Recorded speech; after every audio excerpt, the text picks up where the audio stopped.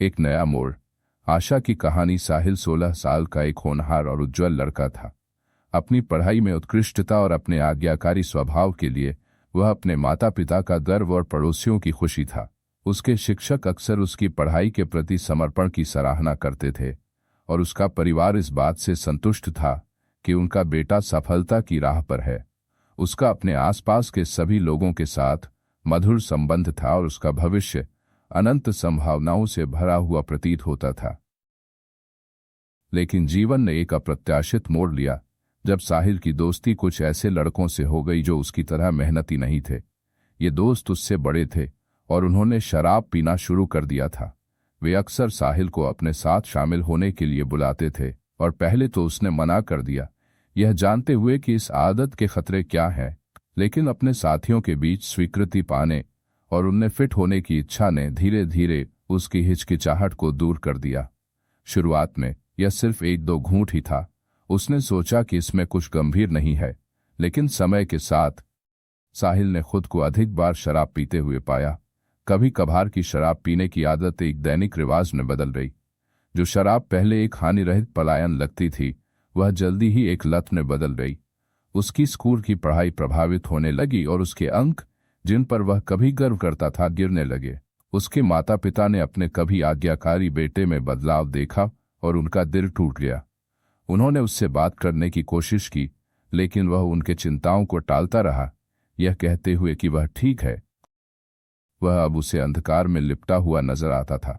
उसकी निराशा इतनी बढ़ गई कि उसने सोचना शुरू कर दिया कि अब जीने का कोई मतलब नहीं रह गया है। वह रात में बिस्तर पर लेटकर छत को घूरता, यह सोचता कि क्या उसके जीवन से बाहर निकलने का कोई रास्ता है। एक रात गहरे अवसाद में डूबे हुए साहिल ने कुछ ऐसा किया जो उसने बहुत दिनों से नहीं किया था। उसने प्रार्थना की। आंसुओं में डूबे हुए उसने भगवान से पुकारा, अगर इस दुनिया में कोई है तो कृपया मुझे इस लत से बचा लो। मैं इस तरह नहीं जीना चाहता। थका हुआ और टूटे हुए आखिरकार वह सो गया। उस रात साहिल ने एक सपना देखा जो उसकी जिंदगी को हमेशा के लिए बदल देगा। सपने में एक देवदूत उसके सामने आया जो एक गर्म आरामदायक रोशनी में नहाया हुआ था। देवदूत ने उससे करुणा और समझ से भरी आवाज में कहा, साहिल, चिंता मत करो, मैं तुम्हें बचाऊंगा। भगवान ने तुम्हारे लिए एक योजना बनाई है, उम्मीद मत खोना। भगवान पर विश्वास करो और तुम इस पर विजय पा सकोगे। जब साहिल अगली सुबह उठा तो उसका सपना उसके दिमाग में ताज़ा था। महीनों में पहली बार उसने आशा की एक झलक महसूस की। उस दिन जब वह अपने पड़ोस में घूम रहा था, एक अजनबी उसके पास आया और उसे एक छोटी सी किताब दी। वह नई वसीयत, न्यू टेस्टामेंट थी। अजनबी ने साहिल की तरफ मुस्कुराते हुए कहा, इस किताब ने कई लोगों को शांति पाने में और छुटकारा पाने में मदद की है। शायद यह तुम्हारी भी मदद कर सके। साहिल ने वह किताब घर ले जाकर पढ़नी शुरू की। जैसे जैसे वह पढ़ता गया, उसे एक शांति का अनुभव होने लगा। प्रेम, क्षमा और मुक्ति के उपदेश उसकी आत्मा में गहराई तक उतर गए। उसने प्रतिदिन उस किताब को पढ़नी शुरू की और उसके पन्नों में उसे सांत्वना मिलने लगी। धीरे धीरे, क्योंकि उस शराब की लत के कारण सब उसे कोसते थे, लेकिन उस किताब में एक जगह यह लिखा था कि मत डर, मैं तेरे साथ हूँ, मैं तेरा परमेश्वर हूँ। इन बातों को पढ़कर उसे गहरी शांति मिलने लगी और शराब की लत की पकड़ ढीली पड़ने लगी। जितना वह पढ़ता गया, उतनी ही ताकत उसे इस प्रलोभन का विरोध करने में मिली। दिन हफ्तों में बदल गए और साहिल का जीवन बदलने लगा।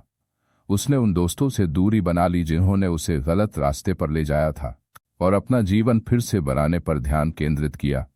उसके माता पिता, जो कभी निराशा में थे, अब अपने बेटे में एक परिवर्तन देख रहे थे। वह लड़का जो लत में खो गया था, धीरे धीरे उनके पास वापस आ रहा था और पहले से अधिक मजबूत और दृढ़ था। समय के साथ साहिल ने अपनी लत को पूरी तरह से हरा दिया। वह अपने पढ़ाई में फिर से लगन से जुट गया और धीरे धीरे अपने उन रिश्तों को फिर से बनाने लगा जो उसके कार्यों से टूट गए थे। नई वसीयत में जो शांति उसने पाई थी, वह उसके साथ रही।